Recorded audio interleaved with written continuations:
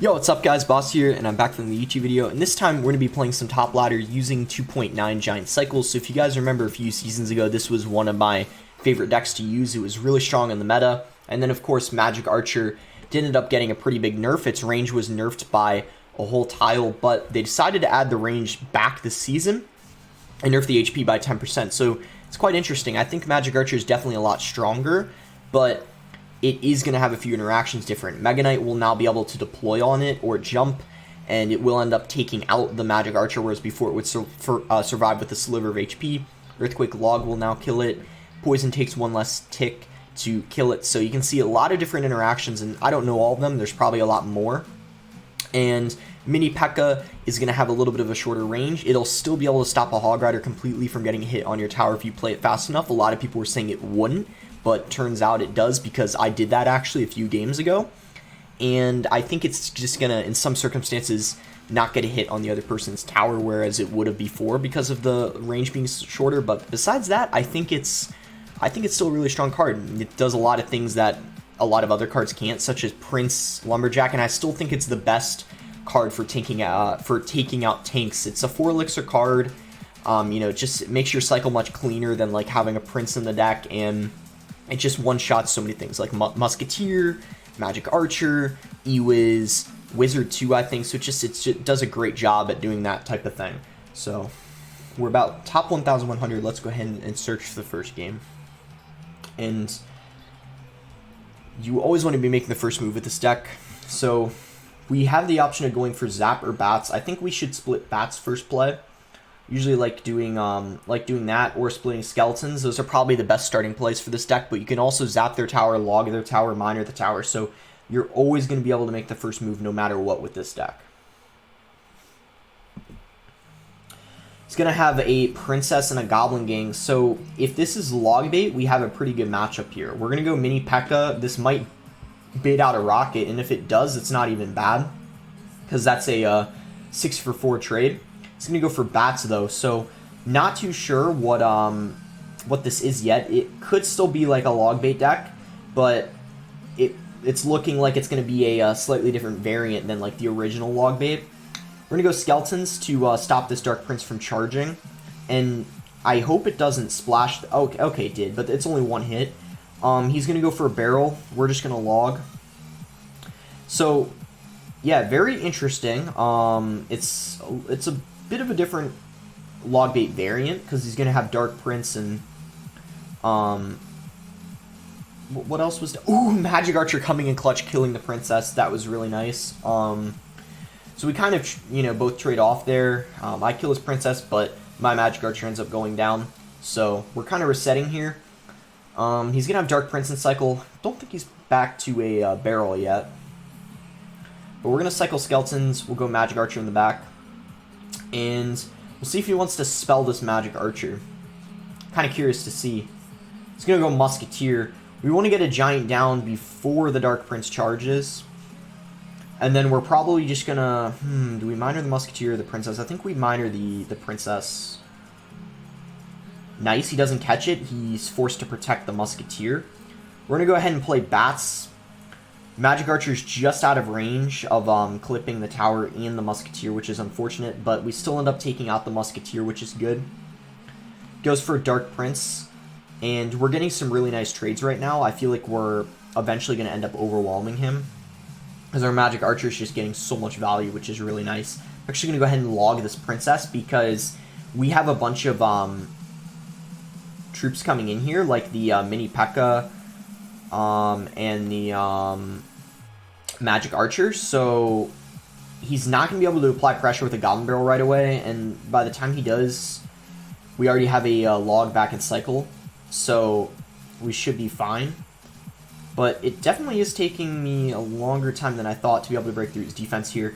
Oh my gosh, he's going to have RG, so that's what his win condition is, along with the barrel, I guess, but RG is going to be kind of like his main win condition. So we're going to have some dual lane pressure here. Giant on the right lane, Mini P.E.K.K.A. Bats coming in on the left, and he's getting overwhelmed. No way he can defend both sides, so after having to defend the Mini P.E.K.K.A. and the Bats, he's unable to defend the Magic Archer on the right lane, so we get a really nice and easy first win there.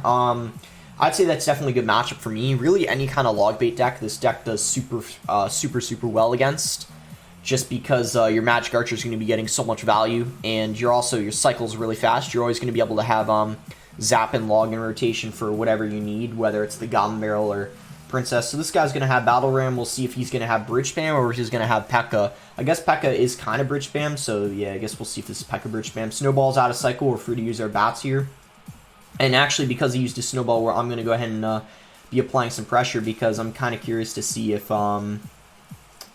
is a good answer for the bats. And, you know, it looks like he's going to have Bridge Spam. It's not going to be P.E.K.K.A. This probably means he's going to have... okay, so the...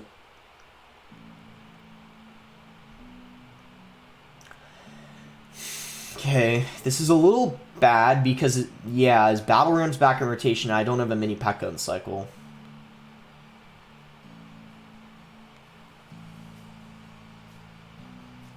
He's going to Snowball. I think we want to Zap. I don't want a Miner. And Zap is going to get the job done. Now we got to watch out for his minions. The reason why I was hesitating whether I wanted to play my Zap or Miner is because now his minions are going to be a little bit annoying to stop just because I don't have a Zap for those. But I do have a Magic Archer. And, you know, we're only down a couple Elixir, so it's not the end of the world. I think we should be okay here. In fact, I definitely think we're fine. Unless, ooh, he's got a Fireball. Okay. Let's get Skeletons down.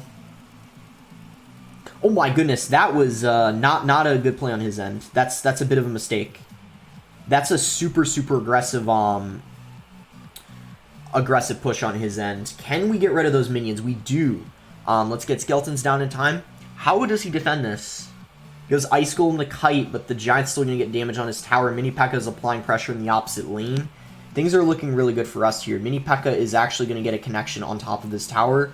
Don't think it would have gotten a second one. Even if he didn't play the Bandit, I don't think it would have. So the Bandit might have not been the best.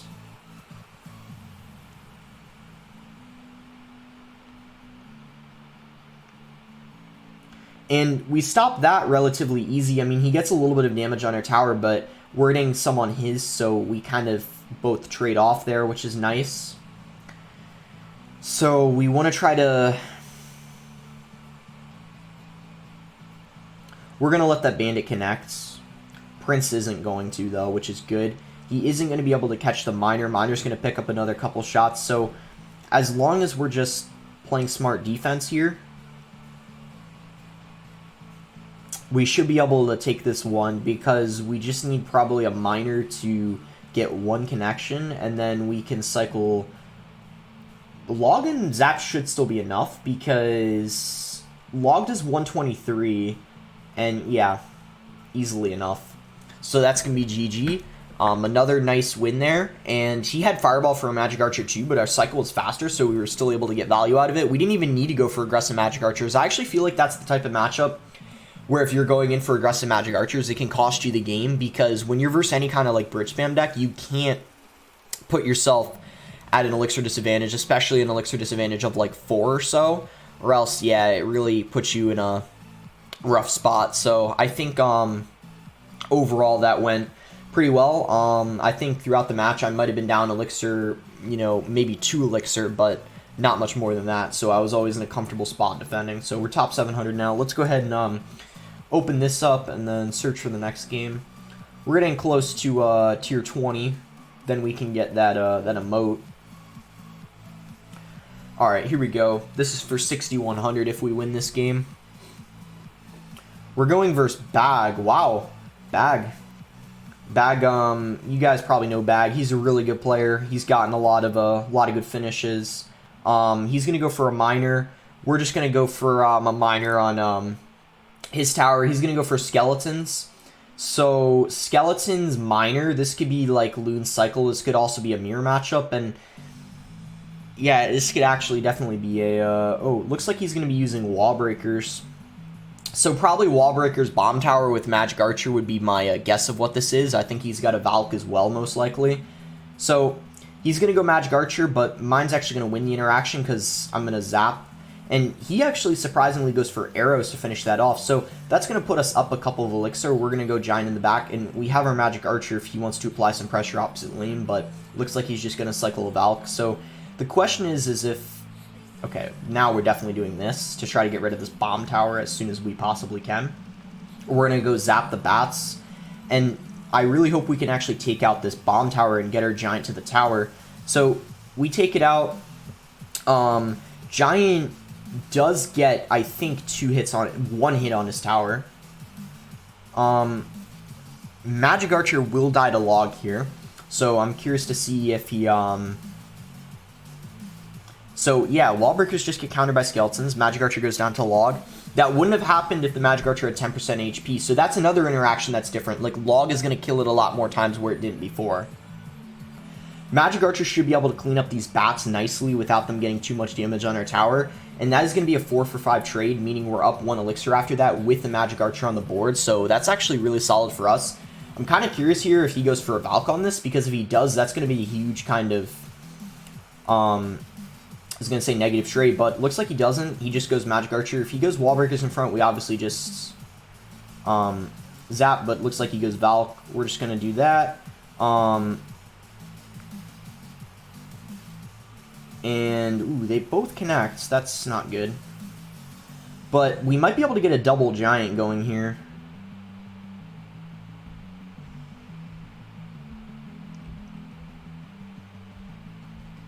But those bats are going to get so much damage because we don't have, we don't have zap and cycle. No! That was unfortunate.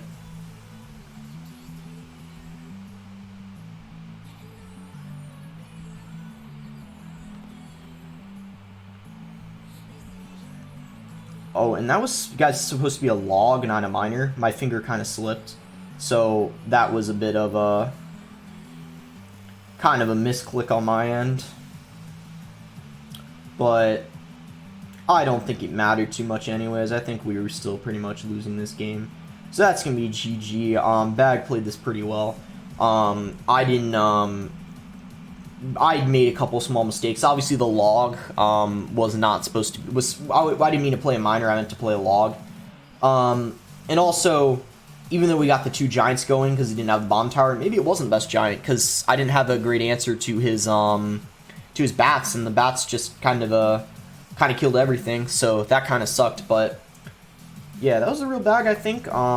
Great player, 153rd last season, best finish of 25th. I think he has a top 15 finish. I think he has 2 accounts, and on his other account he has a top 15 finish. So yeah, he's a really good player. And he's a good friend of mine as well. All right, we're gonna give this guy the good luck. Reverse Jake here. See what he wants to do. I think we're just gonna split bats to start the game off. And he's gonna... What? Barbarians at the bridge? What? Interesting. You don't see that every day.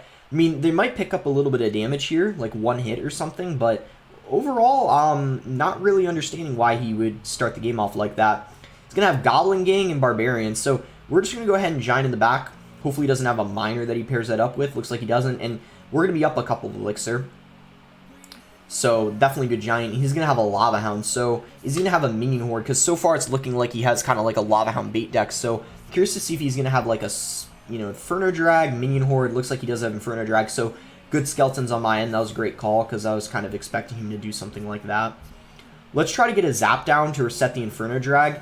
And that worked out really nicely, because I kind of knew that, he obviously didn't have a Goblin Gang in rotation, because he had just used it. It sucks that miner's at 1 HP. It's allowing him to get so much extra damage, but we're going to log that. And I think if we just go for skeletons to distract the Inferno Drag, that most likely is enough, because that one at the end pulled it back a bit. I mean, we could go bats too. We could have, and that would have prevented more damage, but I have to say I was not expecting him to go for a zap there at the end. That allowed him to get like several hundred more damage, which is of course unfortunate. And had I known that was going to happen, I definitely would have probably gone for bats, but obviously I had no idea he was going to spend that elixir he did. So we're just going to go bats. Let's go ahead and zap that. Can we get a log going there to kill the goblin gang? Yeah, we do. And, you know, we dealt a lot of damage to his right tower, so things are looking quite good here. We'll go for a miner on his tower. Is he going to go for barbs? If he does, we'll probably go for... Does this target the lava hound or the tower? It targets the tower. Let's go, guys. That's actually exactly what I wanted, because that's going to basically pretty much give us the tower. And remember, he still needs to take the...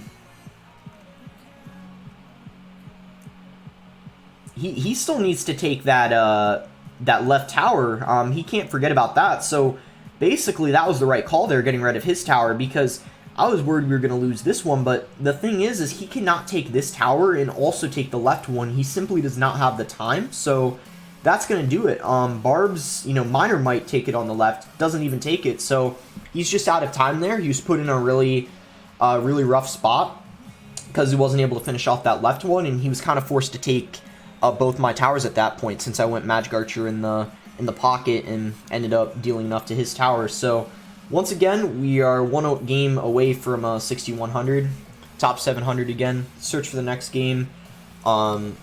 See if we can get it this time around. And reverse Scorpion Killer. Good luck.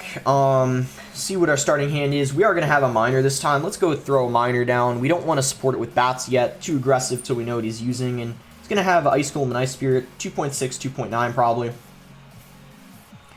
So, if it is good, I'm glad it is 2.9. One of the easiest matchups for this deck. I was going to say, had it been 2.6, 2.6 is a really rough matchup for this deck, because I don't know if you guys know, Cannon is an amazing counter to the Giant. It's a 3-for-5 trade, completely shuts it down, does even better versus it after the recent 5% damage buff that the Cannon got. So we know he's not going to have Tornado. We can feel free to play the miner anywhere we want, especially considering the fact that he has the that he has the Fireball out of rotation, so he can't like propel the miner to the King Tower. And essentially what we want to be doing here is we don't want to be going in for any Giants in single. And if we do go for a Giant in single, it's going to be on top of his Expo. But otherwise, we're mostly just going to be going in for high Magic Archers, because we don't want him to Fireball the Magic Archer and the tower. And if he does something like that, we go Giants at the bridge to get rid of the Expo. And look at that, Magic Archers lined up perfectly with that. Miner will end up taking out the Archer and then focus on top of the Expo. We have Zap at the ready if he decides to go Skeletons. Let's actually go for Zap, predicting the Skeletons, and we do manage to pick them up. The reason why I knew that would work is because I knew at that point he was going to try to save Elixir, so I didn't think he was going to go in for an Ice Golem. Also, he might have been worried about me going in for Magic Archer if I had...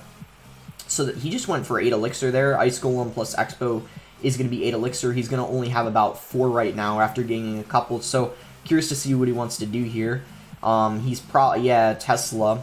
That's what I was going to say. But the 2 bats sneak through on his tower, and things are just not looking very good for him right now. I think Miner in the back is a good option here. And we can go Log and Zap on top of his Archers. And the Magic Archer didn't cross over the bridge, so the tower isn't going to hit it, but the Skeletons do take it out, so those were good Skeletons on his end. We're going to cycle Bats, and this time we're going to go Miner on the front of his tower. Does end up catching the Miner, though, so that was actually nice. Nice job on his end, but the Bats end up getting a connection. We're going to once again go for a Giant when he goes for that defensive Expo. Magic Archer, I wanted to lock on the Expo, but unfortunately he had a really nice, Tesla there. In fact, things are getting a little dicey here. We need to make sure that this Expo doesn't get on our tower, hopefully. We're actually not going to miner the tower. We need to miner the Expo. But he ends up catching it, so just like that, he's going to get his first Expo lock of the game, and also, I'm going to be down an Elixir compared to him, which isn't good either. So I wanted to pair that Magic Archer with a Miner, but he kind of put me in a bad spot with him getting that lock, being up a couple of Elixir. I kind of needed to fall back a bit and just play a little bit of defense, but Luckily, we're going to pick up a little bit of damage with that miner there. We're going to go Magic Archer this lane. And I don't think we can actually go for a giant on the at the bridge on the right lane because he had that Tesla set up. I actually wanted to go for it on the left lane, but okay, this might actually, was this our first mini P.E.K.K.A of the game? It might have been. It's hard to play the mini P.E.K.K.A, especially in single when you're versus Expo, just because it simply does not get much value. Mini P.E.K.K.A's for killing tanks. It's not really good in this specific matchup. Really nice log there, clipping the Ice Spirit, and yeah, this game is just, it really gets dragged out. Even guys, that's the thing about Expo, the thing that's a little annoying when you verse it. It doesn't matter how good of a matchup you have, it's always a long game, no matter what. Even when you're using like an Earthquake deck, it always goes to the end, guys. That's how it is with Expo. A lot of you guys probably know that by now. Doesn't matter what you're using, they always put up a fight and make you have to work for it. But I think we are going to end up getting it here. He almost got another lock, but even if he got that connection, I would have been able to probably log the Expo and get back to his zap in time before it would have been too bad for us. But I guess we are finally going to take his tower before it goes into the tiebreaker role. He's giving a thanks. Probably not too happy with the matchup. I'll give him the well played. I have to say he played that quite well. Because I would say that definitely is a good matchup for me. Probably 70-30. I would say after the mini P.E.K.K.A nerf and Magic Archer HP nerf, it's slightly easier. The 2.9 player has a little bit of a higher chance of winning, but still definitely in my favor. Icepo, though, probably going to be only 60-40 for me now because Icepo is harder to beat with Giant Cycle than 2.9. Still your matchup, but it's a little harder just because the Tornado can get quite some good value, and they also have the luxury of being able to activate the King Tower off of any miners you play in the back, so you often have to play like them all in the safe spot, and it's a little bit trickier, but that's going to put us at 6,100, top 600, probably more like top 550 at least, because we still have, you know, some glitches going on here.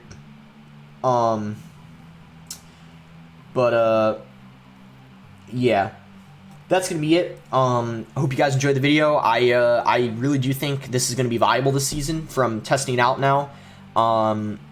Feels like Magic Archer definitely almost back to how it used to be. Obviously, a few interactions are different, but overall going to be a great card again.